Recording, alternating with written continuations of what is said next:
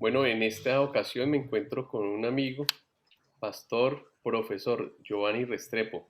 Él es profesor en la ciudad de Medellín, en el Instituto Ministerial de Medellín, que hace parte de la Fundación Seminario Bíblico de Colombia, de donde es egresado, y actualmente también sirve como pastor en la Iglesia Cristianas Confraternidad de Colombia. Bienvenido, Giovanni.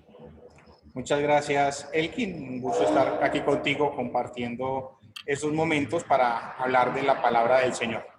Sí, en esta ocasión vamos a hablar de un tema que en ocasiones es un poco extraño dialogarlo, pero es parte del estudio de la teología y es las obras y los decretos de Dios. Y quiero que iniciemos por los decretos de Dios. ¿Qué nos pudieras aportar en con este concepto? ¿Qué es un decreto? Bueno, Elkin, a ver, cuando hablamos de decretos, tenemos que entender qué es un decreto. Hay que empezar por definir la palabra decreto. Y los decretos es un instrumento que permite generar las normas o normativizar el poder, ¿cierto?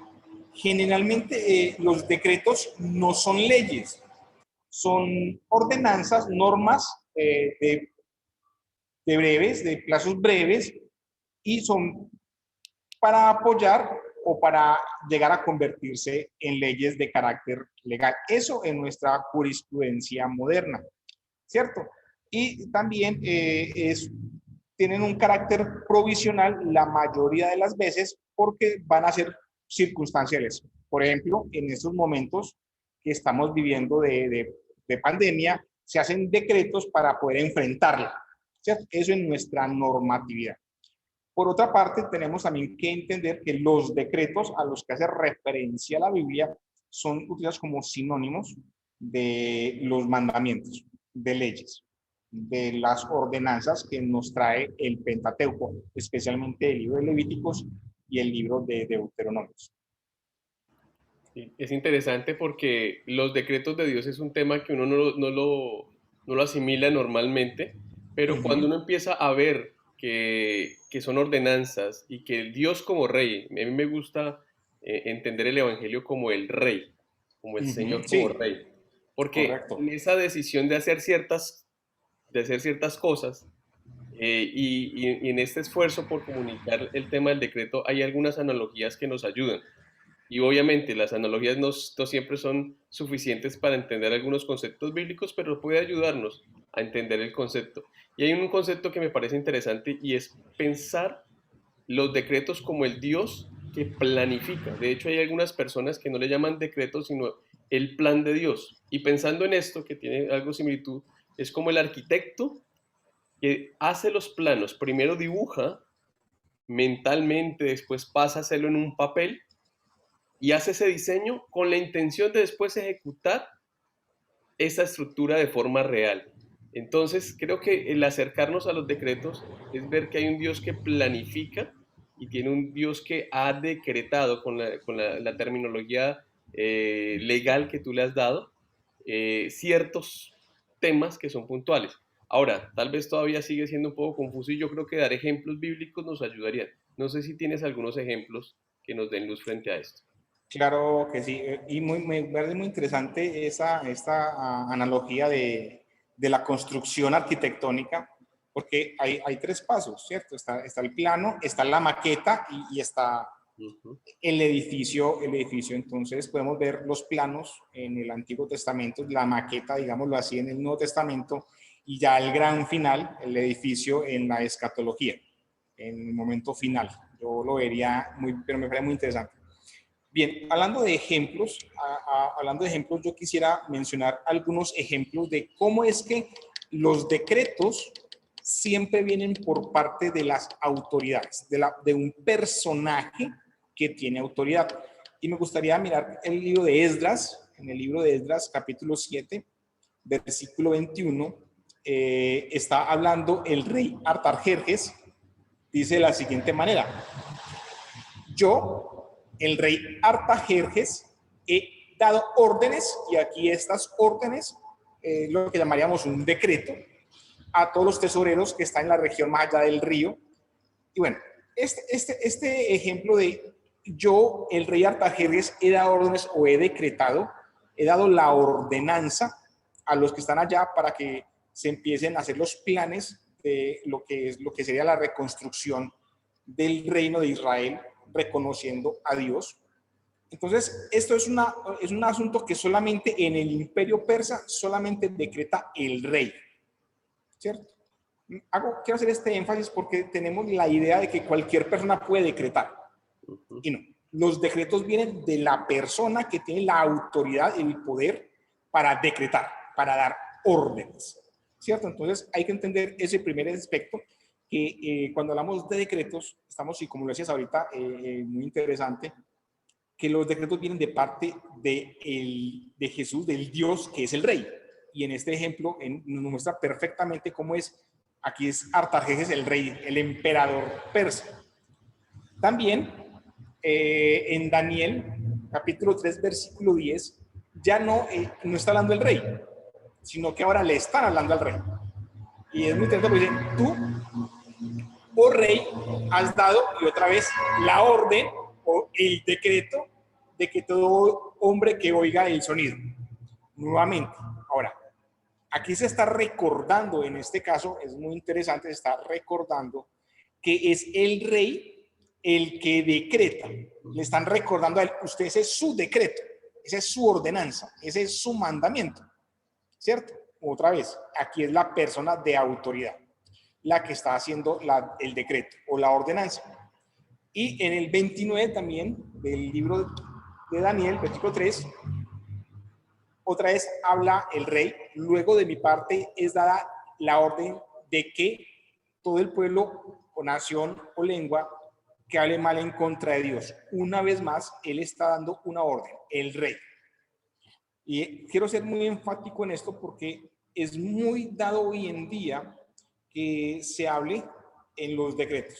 Y muy interesante, me parece, porque ayer es cuando estaba editando en esto, estaba escuchando unas conferencias a una empresa y alguien hablaba de la metafísica donde se enseña a decretar. Decrete, declare y todo este asunto, pero no es cualquier persona la que decreta. Y cuando hablamos de esta transferencia de los decretos de Dios, Dios decreta porque Él es el rey, ¿cierto? Entonces, eso es muy Y el tema interesante. que tomas me parece interesante, que es muy válido en el sentido de decretar, que es un término que se ha vuelto popular y mal utilizado, pero como los textos que nos recuerdas, el tema de la autoridad, que no es cualquiera, sino es el rey. Cuando estás Correcto. mencionando, Daniel, se venía a mi mente el capítulo 4, verso 17, va a leer en la Biblia de las Américas, dice lo siguiente, dice, esta sentencia es por decreto de los vigilantes y la orden es por decisión de los santos, con el fin de que sepan los vivientes que el Altísimo domina sobre el reino de los hombres y se lo da a quien le place y pone sobre él al más humilde de los hombres. Y otra vez, la misma metodología, ¿no? ¿Quién decreta? Es el que está por encima y en este caso es Dios.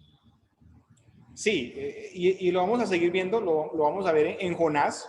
El libro de Jonás, esta historia es muy famosa, ¿cierto? En el capítulo 3, versículo 7, es el rey de Nínive que proclama un mandamiento, un decreto, de que todo hombre, animal, buey, oveja, hagan un ayuno.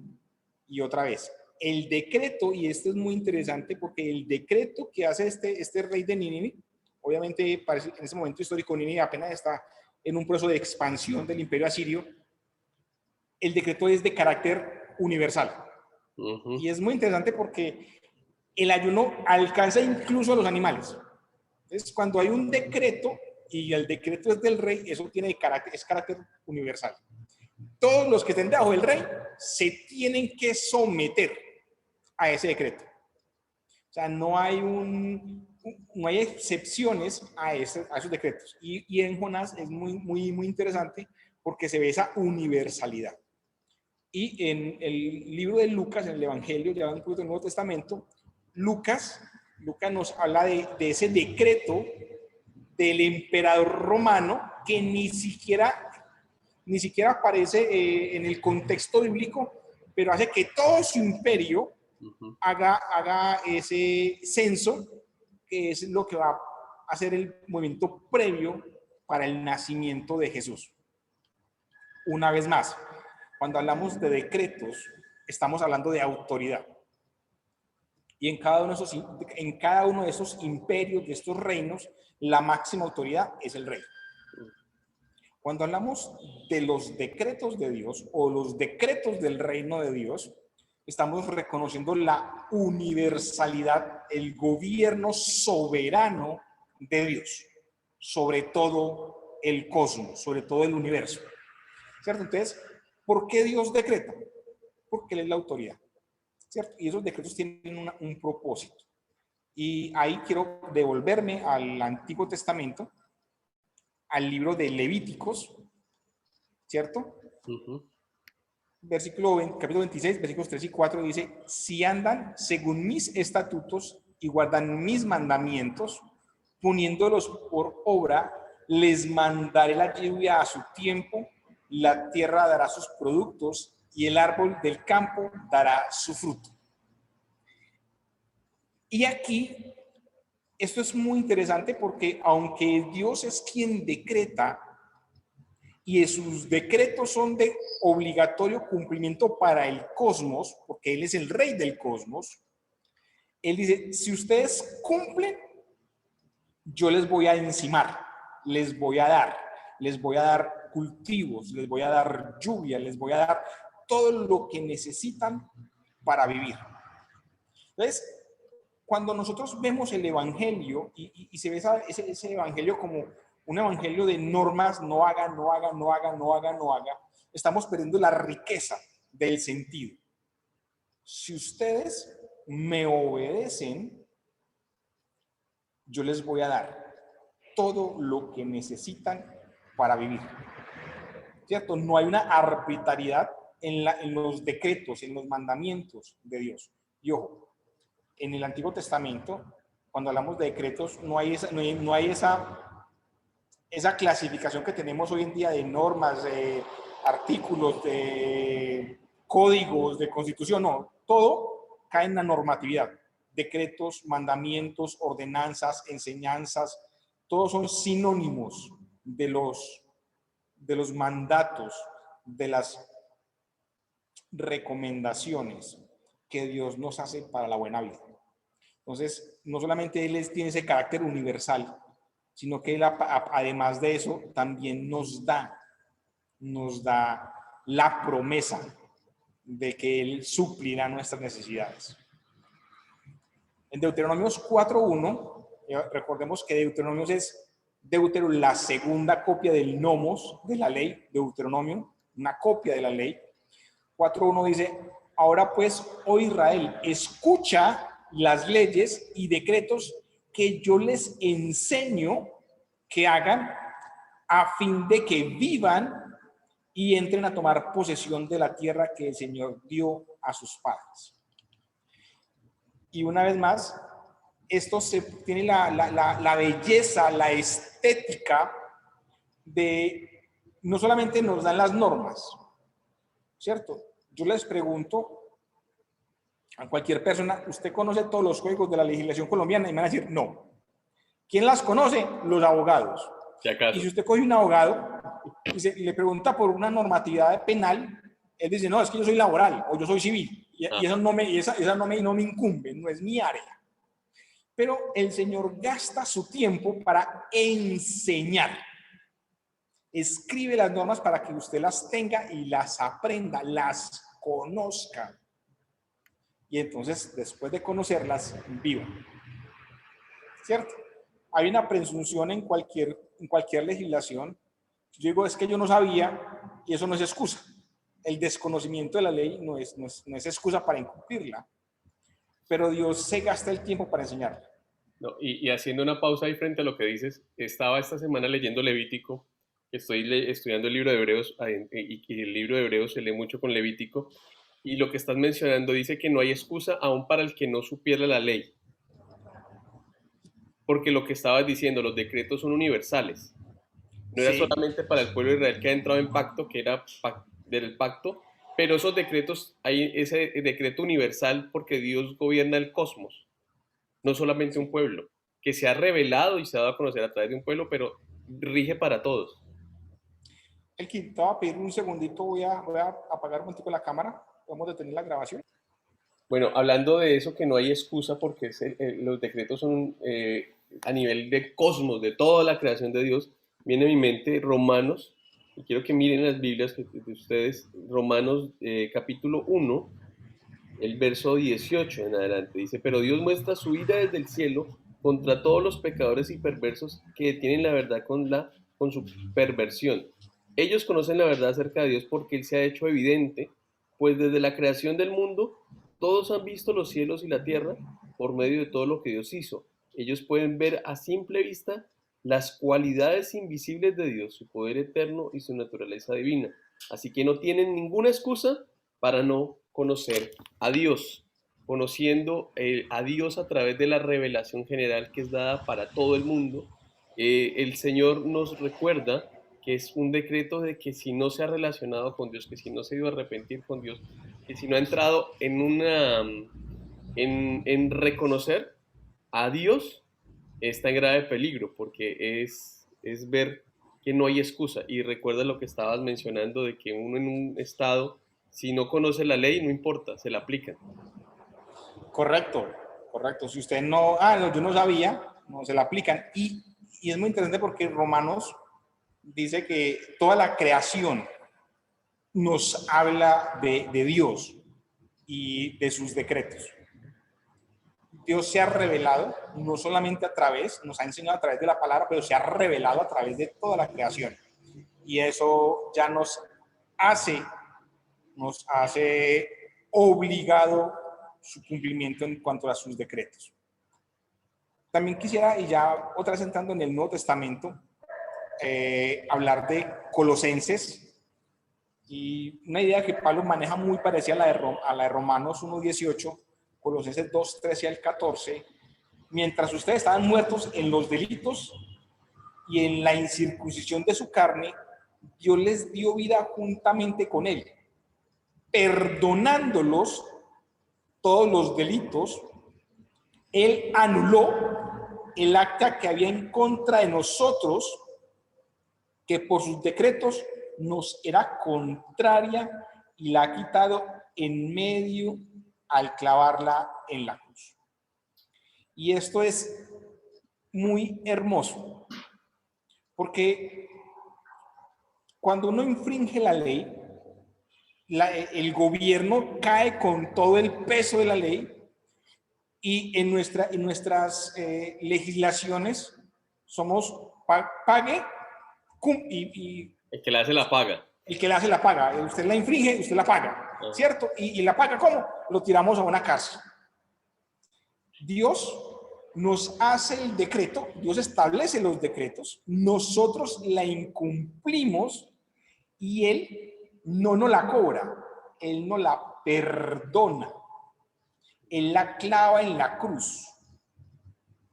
Entonces, Él es juez justo que ordena y condena por el incumplimiento de la ley, pero Él es un Dios misericordioso que perdona nuestros delitos y nos acerca a Él.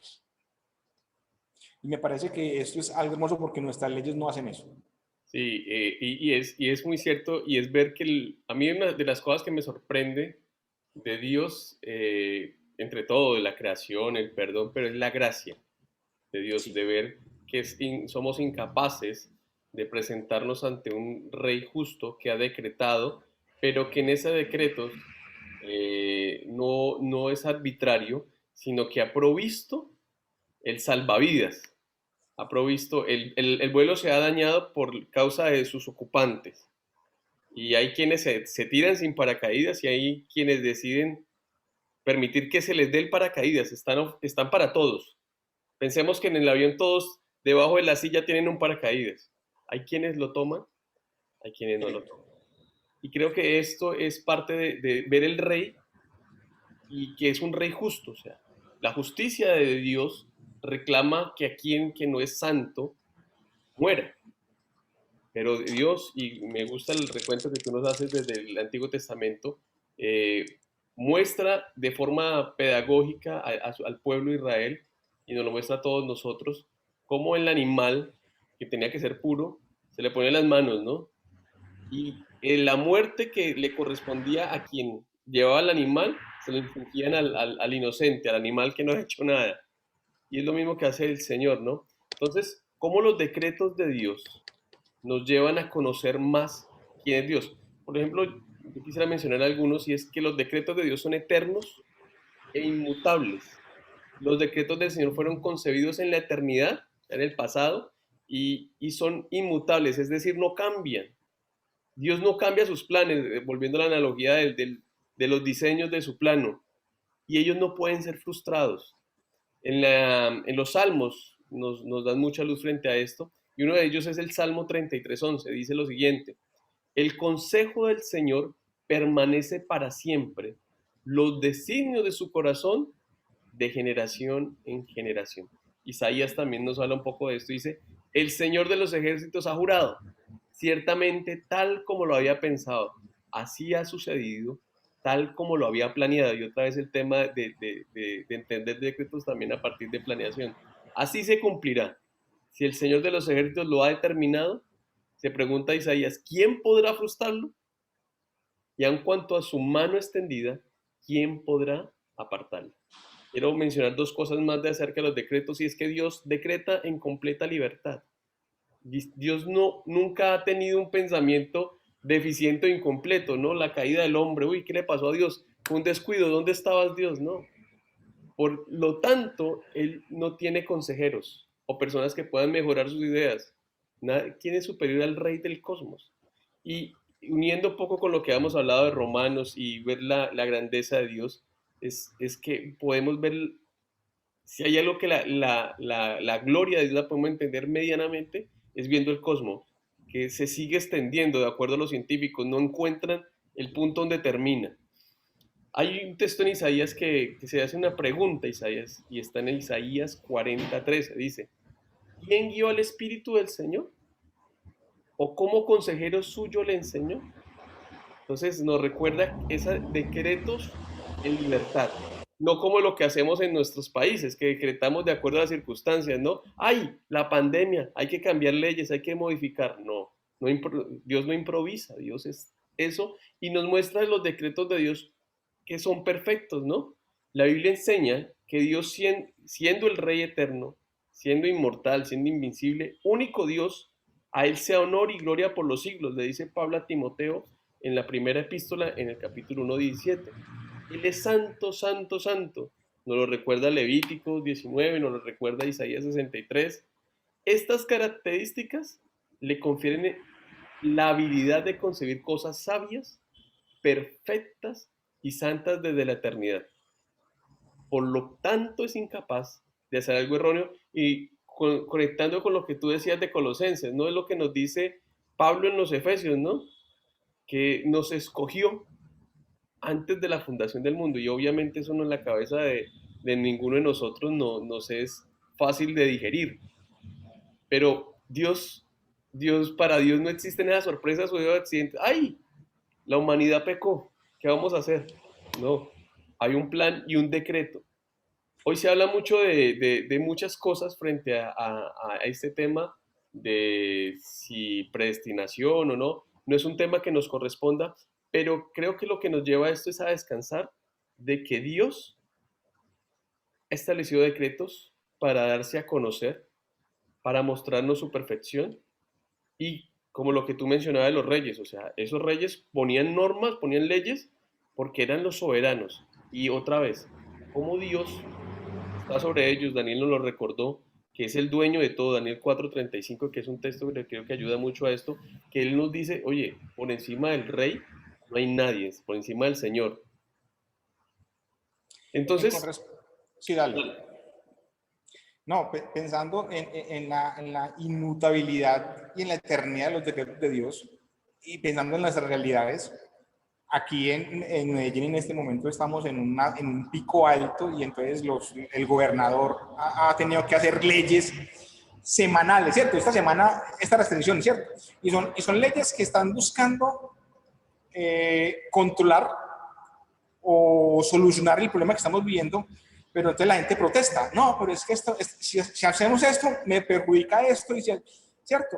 Y todas las normatividades que nosotros hagamos son imperfectas. Pensando en los procesos de paz aquí en Colombia, los que están de acuerdo, los que no están de acuerdo, entonces los que no están de acuerdo, pero es que esa ley, la justicia, justicia especial para la paz, la JEP, tiene estos errores, hay impunidad y eso. Entonces todas las decretos, todas las normatividades están llenas de errores, son permeadas por errores, pero la justicia de Dios, los decretos, la ordenanza de Dios es perfecta, ¿cierto? No tiene esos vacíos, no tiene esos errores, ¿cierto? Sin poner una posición en que sí o no, pero la justicia de Dios es perfecta. Y quiero poner un ejemplo para que me entiendan la idea. Como el decreto lo hace quien tiene la autoridad, vamos a pensar que yo voy a comprarme una camisa muy bonita, muy elegante, muy fina, pero a la vez es muy delicada, ¿cierto? Entonces yo compro y el que tiene la autoridad, o sea, el que hizo la camisa, el que la tinturó, el que la cosió, el que hizo todos los acabados, me dice en una etiquetica, lave con agua tibia, no arrugue, no en lavadora, no seque al sol, ¿cierto? Él me dice un montón de normas, de decretos que yo debo ejercer sobre esa camisa para que esa camisa permanezca bonita, dure más tiempo. Es mi decisión. Si sigo esos decretos o la lavo en lavadora, la seco en sol y la camisa se echa a perder. ¿De quién es la culpa? ¿Del que diseñó la camisa o del que decidió no seguir los decretos?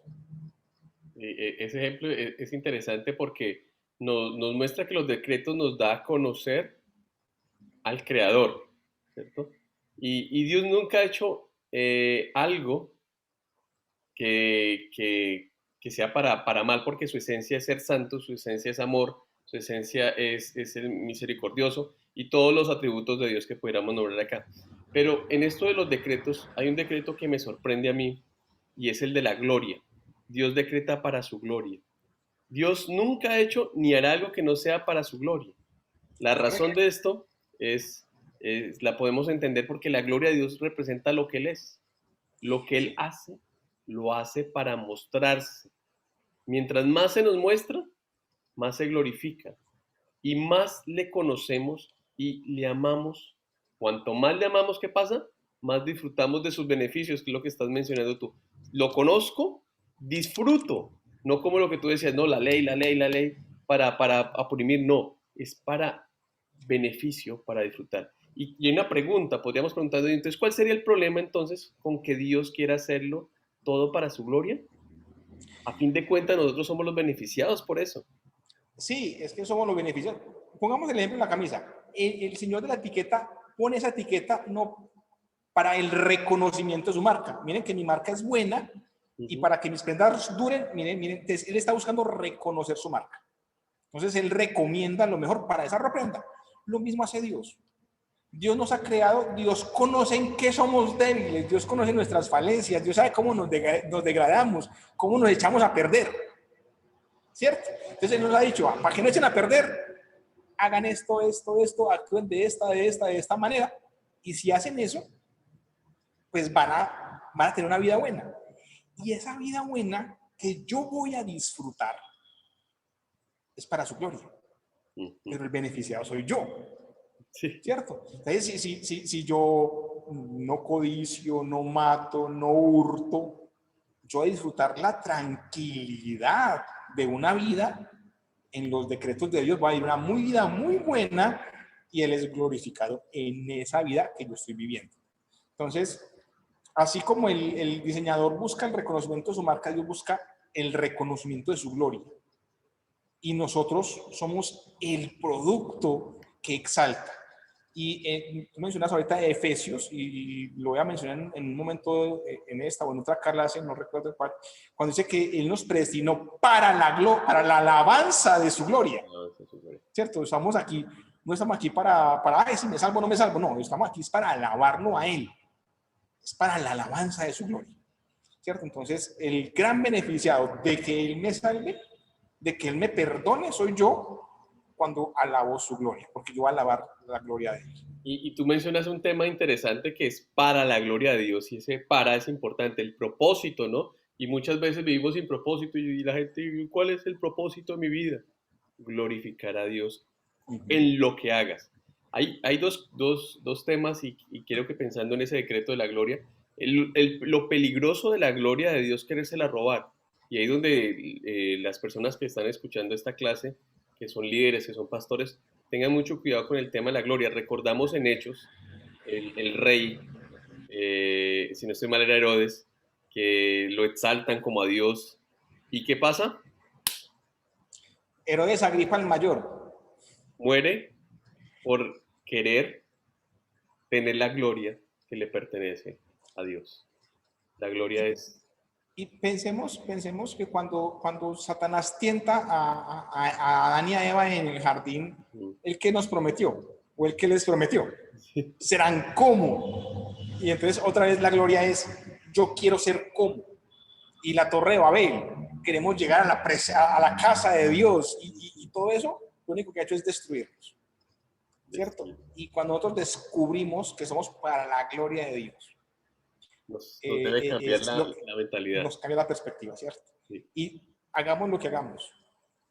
Pastores, líderes, carpinteros, médicos, abogados, políticos, músicos, todo lo que hacemos es para la gloria de Dios, ¿cierto? Porque toda esa normatividad es para que Él sea glorificado a través de mi vida, a través de mi vida.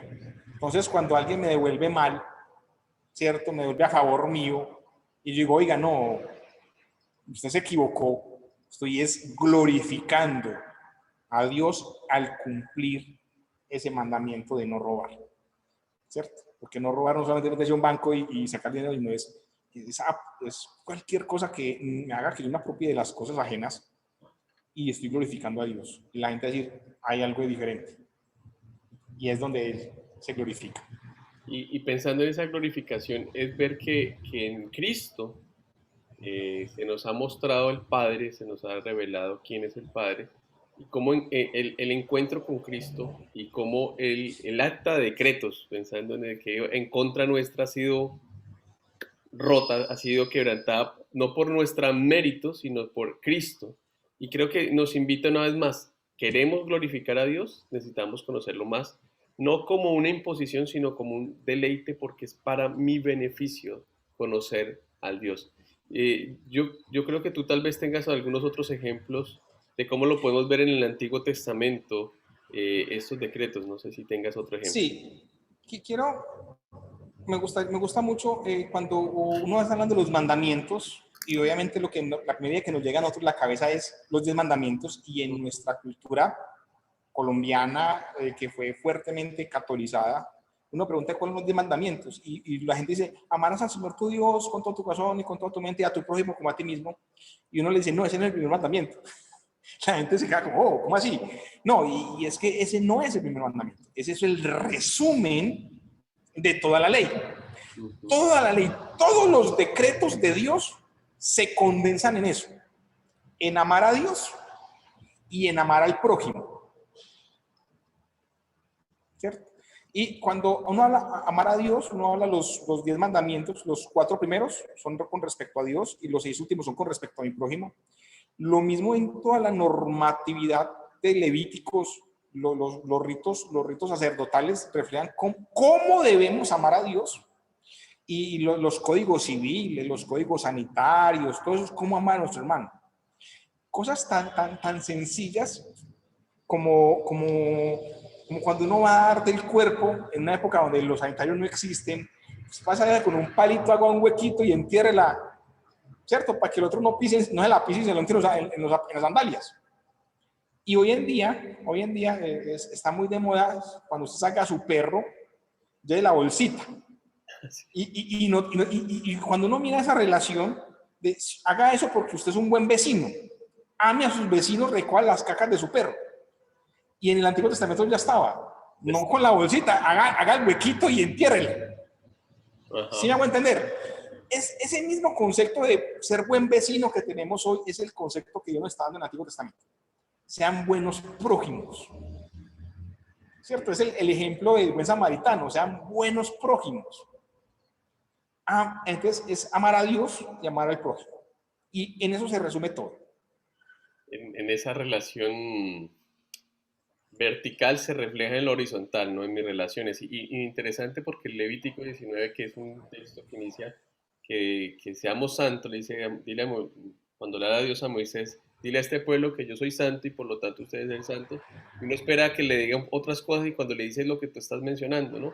Es una relación de amor con el prójimo. Esa relación que dices que tienes conmigo, tenla con el prójimo. Vemos que lo que estamos hablando, todo ha sido decretado por Dios, de Todo. alguna manera. Ahora, algunos ejemplos de decretos. ¿Qué ejemplos pudiéramos tener de decretos puntualmente? Por ejemplo, la creación es una obra de Dios, pero también viene a ser un decreto de Dios también, ¿no? Sí. Es muy interesante porque hablando pues, de las obras que como decretos, en Génesis el capítulo 1 se nos habla mucho de Dios crea las cosas, pero ¿cómo las creó? Con un verbo, hágase, ¿cierto? Y eso es un decreto, es una ordenanza. Y la creación obedece. Él dice, hágase la luz y la luz llega a ser, hágase las aguas llegan a ser, ¿cierto? Y la misma creación es un decreto. Independientemente cómo yo entienda la creación, yo estoy aquí porque en algún momento, cuando yo digo hágase al hombre, a mi imagen y a mi semejanza, y hizo a Adán, en todos los genotipos yo ya estaba ahí metido. En esos genes se van a cruzar y cuando se crucen va a llegar allá, ese calvito, ¿cierto? Tú estabas en esos decretos, ya estabas pensado, en los genes que Dios pone, ya estabas. Toda la humanidad ya estaba en esa imagen, esa semejanza. Entonces, toda la creación es un decreto. Las obras de Dios son un decreto. Y es interesante porque este de Génesis, nos pudiéramos quedar solo hablando de Génesis, de cómo esa obra de Dios, que es un ejemplo de lo que Dios decreta, lo que tú dices, el poder del rey, no de lo que nosotros podamos decir, sino la palabra del rey. Y resulta tan claro que si ahora algo existe, entonces debe haber un ser supremo que lo hizo existir, ¿no? Y esa primera afirmación de la palabra de Dios, en el principio creó Dios los cielos y la tierra. Obviamente es un texto fundamental para el pensamiento cristiano, que no se trata solamente de una afirmación religiosa, sino que es un concepto racionalmente necesario también para, para decir, oye, hay algo que, tomando otra vez los planos, ¿no? Hay un diseño inteligente, hay alguien que diseñó y ese alguien necesita conocerlo. Y Dios no tenía que crear, ¿no? Tenía que actuar de forma amorosa y santa porque esa es su esencia, pero no estaba obligado a crear. Y ¿No? creo que eso también nos ayuda a ver el decreto de Dios. Él escogió libremente crear y terminamos viviendo por razones desconocidas. Hoy decimos para la gloria de Dios. Sí, somos creados para la gloria de Dios, pero hay cosas más profundas que no alcanzamos a entenderla y es parte de que estamos hablando de un ser infinito, que no podremos entenderlo plenamente, pero lo que se nos ha mostrado y sus decretos y su grandeza nos debemos llevar a decir, oye, mire que estamos ante un ser supremamente grande y por eso creo que la creación como decreto nos da mucha luz para nosotros ir ante el Señor. Y viene a mi mente Hebreos capítulo 4 cuando el autor le dice, bueno, pueden entrar tranquilamente ante el Señor, porque lo que nos separaba, ya Dios Jesús lo ha quitado ese velo que nos separaba. Y claro, es que el pueblo de Israel sí entendía la grandeza de Dios, la santidad de Dios, y por eso su reverencia en todo su tema litúrgico, pero es en conocer a Dios que nos vamos a relacionar mejor con Él. Algo bien interesante de Génesis, el primer capítulo de Génesis, el Génesis 1, es que hay una estructura, el libro está estructurado con una declaración general y unos particulares, ¿cierto? En el principio que Dios los cielos y la tierra, la declaración, y nos da los particulares, ¿cómo la creó? Pues hágase el día 1, el día 2, el día 3 y todas las particulares de la creación. Pero ese versículo 1 de Génesis es lo que en la literatura llama un superíndice, ¿cierto? Cuando un autor moderno de nuestra época quiere escribir un libro, en su inicio debe responder varias preguntas que dicen ¿por qué el libro? Entonces dice quién, qué, cuándo, cómo, dónde, por qué, entonces y para qué. A lo que llamamos las preguntas amigas o las preguntas de interpretación. Y ese versículo 1 nos dice mucho. ¿Quién? Dios. ¿Cuándo? En el principio. ¿Qué? Creó los cielos y la tierra. ¿Cierto? Mira que ese versículo reúne esos elementos. Y esos elementos literarios nos están demostrando la universalidad temporal del libro. El libro que fue escrito hace miles de años tiene relevancia hoy porque todavía es moderno. No está diciendo, no está comprando los índices que hoy queremos para evaluar un buen libro. Y eso nos dice qué tan maravilloso es el Señor que nos decreta y nos lleva a la existencia. Y cuando hablamos de que Dios nos lleva a la existencia, que somos individuos en esa imagen y semejanza de la que hablaremos más adelante en otra clase, quiero el Salmo 139, versículo 13, porque tú formaste mis entrañas, en el vientre de mi madre me conociste, ¿cierto? ¿Qué nos está diciendo eso?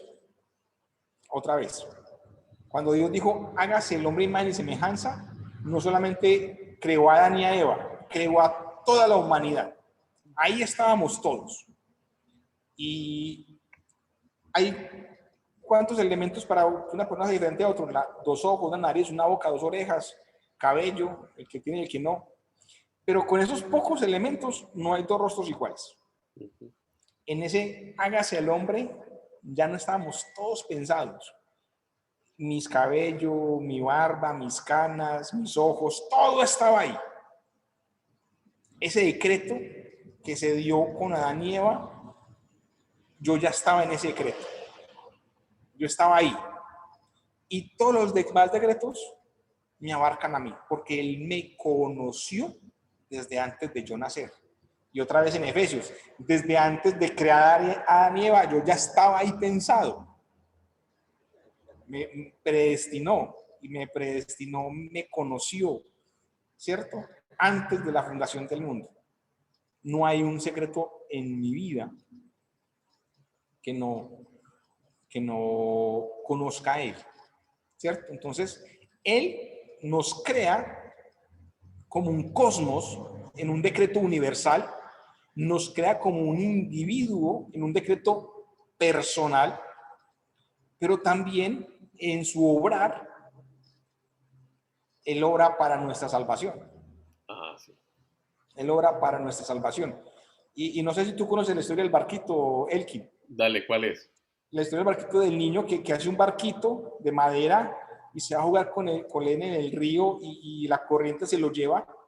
Y un día después va caminando por la calle y ve su barquito que lo están vendiendo, y entonces él entra y lo reclama. Y dice, el barquito es mío, yo lo hice. Ah, no, yo lo compré y si usted lo quiere, me tiene que pagar. Entonces él va, rompe su alcancía, compra el barco y dice, el barco es doblemente mío, lo hice y lo compré. ¿Cierto? Así es Dios. Dios nos hizo en sus decretos, en sus ordenanzas, y como en el ejemplo de la camisa o en el ejemplo del barquito, nos echamos a perder, nosotros solitos, ¿cierto? No seguimos las recomendaciones, nos echamos a perder, y entonces Él ahora viene y nos compra, viene y nos rescata, ¿cierto?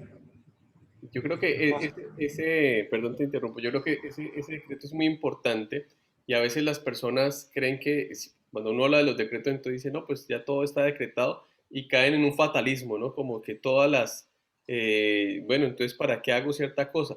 Y creo que entre esos decretos de Dios hace necesaria la predicación. Eh, Otra vez, ¿por qué predicamos?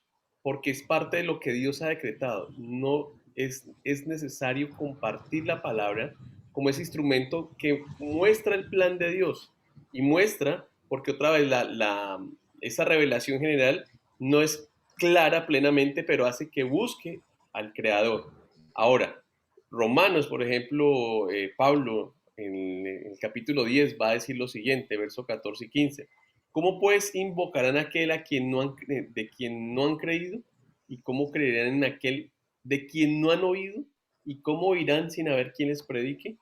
¿Y cómo predicarán si no son enviados? Tal como está escrito, cuán hermosos son los pies de los que anuncian el Evangelio. Por lo tanto, esa soberana de Dios, tenemos la responsabilidad de ir a las naciones, anunciar el mensaje, porque es parte también de sus decretos, pensando en ese tema de la salvación. Pensando en el tema de lo que tú me vas a sacar, hay una parábola de Jesús hermosa, el sembrado salió a sembrar. Y no es un sembrador de pepas de aguacate, ¿cierto? La pepa de aguacate se siembra, usted se hueco y tira la pepa. Es un sembrador que sale a sembrar trigo, cebada, ¿cierto? Y él lo que hace es que coge el puñado de semillas y él las tira. Él no está pensando en dónde van a caer, él está pensando es que va a caer, ¿cierto? Y entonces la parábola dice, bueno, esta cayó en el camino, se perdió. Esta cayó en los espinos, se perdió. Esta cayó en las rocas, se perdió. Pero la que cayó en buena tierra es la que dio fruto. Al sembrador no le preocupa dónde va a caer. Él tira semilla a la loca, ¿cierto? Porque alguna va a caer en buena tierra. ¿Cierto? Como yo no sé qué corazón es buena tierra, yo no sé. Yo tengo que ser como el sembrador que se va a sembrar. Tire semilla a la loca. La que caiga en terreno pedregoso se echó a perder, se perdió. Esa no es mi responsabilidad. Mi responsabilidad es tirar la semilla. Y hasta ahí llega mi responsabilidad. Y en la predicación es eso. Yo no sé cuál es buena tierra. Yo no sé cuál es. Yo no sé cuál es terreno, cuál es camino. Yo tengo que tirar semilla. Tengo que tirar semilla. ¿Cierto? Entonces, cuando hablamos de la salvación, es eso, es esparza semilla, como loco. ¿Cierto? No sembrando pepas de aguacate, no. Sembrando trigo, arroz, donde caiga. ¿Cierto? Y por otra parte, también Juan nos recuerda que a los que lo obedecemos, a los que lo recibimos, Él nos hace hijos. Otra vez, Él nos hizo, Génesis 1, y Él nos compra, nos hace hijos. ¿Cierto? Y eso es maravilloso, somos doblemente suyos. Ese imagen que tienes del barquito ilustra mucho lo que Dios ha hecho, que nos hizo y se ha perdido el barquito y vuelve y lo compra, es doblemente suyo. Me hiciste recordar el texto de Primera de Pedro, en el capítulo 2, verso 9, cuando dice, más vosotros sois linaje escogido, real sacerdocio, nación santa, pueblo adquirido por Dios. Y lleva el para, no el propósito. ¿Para qué? ¿Para qué fueron? Para que anunciemos virtudes de aquel que nos llamó. Que nos llamó. Que nos llamó. De las tinieblas, o sea, de estar perdidos. De estar perdidos. A su luz admirable. Sí, y me parece que esa historia del barquito es muy interesante porque refleja lo que somos para Dios. Somos hechura suya y somos adquisición suya. Sí. Yo a veces digo, si yo hubiera sido Dios, se acabó. Ya, esa guachafita out. Ya, con Noé se hubiera acabado todo. No, antes de Noé, yo creo. ¿Cierto? Pero es su misericordia, es su amor. Ahora, pienso mucho cuando yo hago la cena, aquí en la iglesia, a mí me gusta mucho hacerla en Lucas. Y yo leo ese versículo cuando Lucas dice, no saben cuánto he deseado comer esta cena con ustedes. Y yo les pregunto, ¿y quiénes son ustedes? Pedro, el que lo va a negar. Judas, el que lo va a traicionar. Y los otros días que se van a volar. Esos son ustedes, con los que yo quiero comer la cena. Y él desea comer la cena. ¿Cierto? Sabiendo quiénes son. Sabiendo lo que van a hacer. Y no solamente dice, y esto lo van a hacer hasta que yo vuelva. ¿Para qué? Para volver a cenar con ustedes. Los que me han traicionado, los que me han negado, los que me han entregado, los que... Pero él desea cenar con nosotros. Yo no merezco esa cena, o sea, yo no merezco estar sentado en la cena, yo no merezco estar ahí, y Él me da el privilegio. Y es Juan nos cuenta, dice, el que me entrega, el que está mojando, o sea, me imagino a Jesús mirando a Judas mientras mojan el pan en las lentejas ahí, y dice, y estás aquí conmigo, cenando conmigo, sabiendo lo que vas a hacer. Y eso es, para mí eso es como es que dicen, me eriza, porque es que, o sea, yo no hubiera hecho eso, pero es Sí, la misericordia de Dios. y ahí es ver cómo Dios se relaciona de forma diferente. Y otra vez creo que nos ayuda a enfocar todo esto, que lo conocemos, nos muestra su grandeza, su misericordia, su esencia, y para glorificarlo a Él en beneficio de nosotros también, ¿no? Cada vez lo conocemos más responsabilidad, pero más esto. Y eso, lo de la salvación, uno dice, bueno, nos salvamos nosotros, ¿y qué va a pasar con la humanidad? También hay un decreto, ¿no? Para la tierra, para todo lo que se echó a perder en Génesis 3.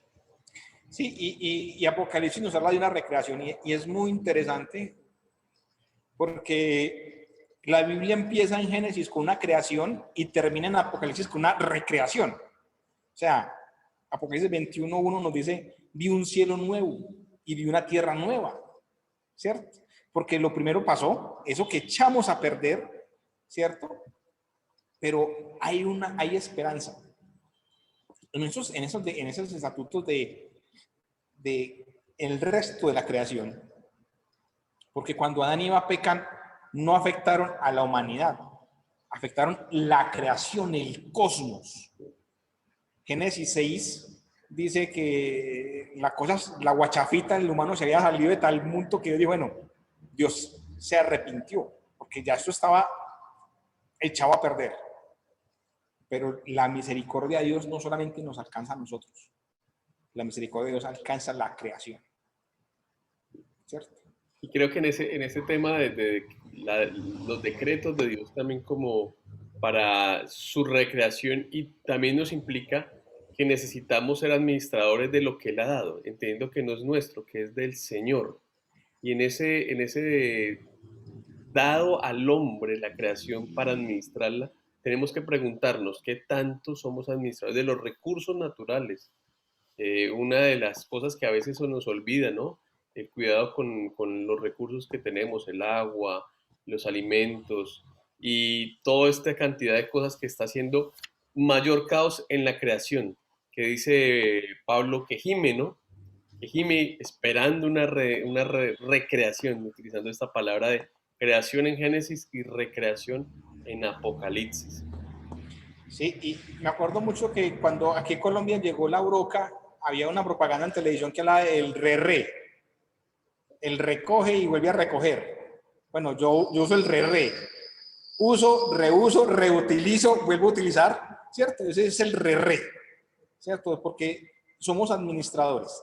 Él no está preocupado solamente por nosotros, Él está preocupado por la creación gime, y Él va a recrearla, y nosotros somos responsables. Entonces, yo creo que hay que ser el re-re. Sí, sí. Usa, reusa, reutiliza, ¿cierto? El reciclaje, eso es muy importante como embajadores, como representantes de Cristo, no solamente para mostrar que tienen que ser discípulos de Jesús para alcanzar el cielo, y no somos responsables de este mundo. Esta es nuestra casita, la finca que el Señor nos regaló. Y hay que cuidarla. Hay que cuidarla, exactamente. Definitivamente los decretos de Dios y las obras de Dios primeramente enfatizan en esa unidad de la intención de Dios con la coherencia de sus acciones. Y también resalta lo que Dios hace. Esto es su voluntad, ¿no? Un lugar de lo que deben hacer los seres humanos o lo que nos sucede como consecuencia de la voluntad de Dios. Enfatiza la dimensión del Dios Todopoderoso que es mucho más grande que la inteligencia humana, que tiene decisiones que no son tomadas de forma arbitraria o improvisada. Y bueno, entre improvisada hay mucho de conocer y podríamos hablarnos, pero nos extenderíamos tal vez. Pero ¿Qué podríamos concluir con lo que hasta donde hemos llegado con los decretos, Giovanni? Para mí, yo creo que una de las principales conclusiones muy importantes, Efesios 1, para la alabanza. Unos 5 6 para la alabanza de su nombre. Como lo mencionaste tú, para su gloria. No hacemos nada, no debemos hacer nada, no somos nada si nos salimos de ese propósito. Hagamos lo que hagamos, siempre lo hacemos para la alabanza. No solamente es la predicación y el momentico de alabanza aquí en el culto, no. Todo. Todos sus decretos son para que yo pueda alabarlo, para que yo pueda glorificarlo, para que yo pueda exaltarlo. Él es Dios. Él es el que decreta. Yo soy el que obedece para la alabanza de su gloria. Y qué bueno, yo creo que yo me voy con una conclusión y es que el rey ha decretado todo. Él es soberano y sus decretos han establecido aún un límite a la maldad. En muchas de las cosas que nosotros, ¿y dónde está Dios? Él ya estableció un límite. Por eso debemos descansar en medio de la circunstancia que estemos, porque Él está presente y Él ha prometido que Él volverá. Muchas gracias, Giovanni, por tu tiempo y por compartir. Gracias, Elkin, por invitarme. Espero que nos sigamos viendo en otras conferencias, otras charlas, otros videos. Que Dios te bendiga. Seguro que sí.